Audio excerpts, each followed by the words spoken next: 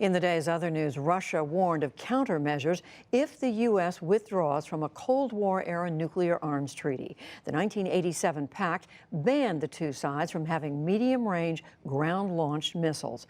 President Trump announced Saturday that the U.S. will quit the agreement. He charged again today that Russia has violated the terms. We'll have a full report on that later in the program. A growing caravan of Central American migrants pushed deeper into southern Mexico today, despite new warnings from President Trump. He declared that he will slash foreign aid for El Salvador, Guatemala, and Honduras for failing to stop the migrants. We have been giving so much money to so many different countries for so long, and it's not fair and it's not good. And then when we ask them to keep their people in their country, they're unable to do it. Meanwhile, United Nations officials estimated more than 7,000 people are now part of the procession moving toward the U.S. border. They still have some 1,100 miles to go. Trump's tweets are very worrying. He doesn't know how we've suffered, as he was born with a silver spoon in his mouth. Well, we weren't. If you put himself in our shoes, it would be very different. A spokesman for El Salvador's president voiced hope today that tensions over the caravan will ease after the U.S. midterm elections in 2 weeks.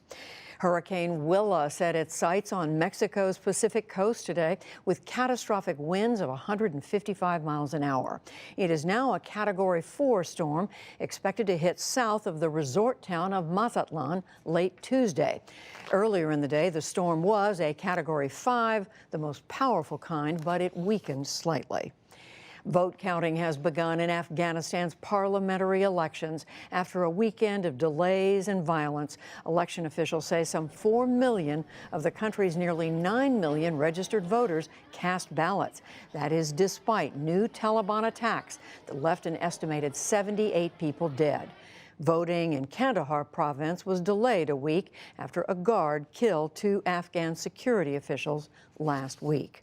The top U.S. commander in Afghanistan, General Scott Miller, escaped injury at that Kandahar meeting, but the Pentagon has now confirmed that Army Brigadier General Jeffrey Smiley suffered at least 1 gunshot wound.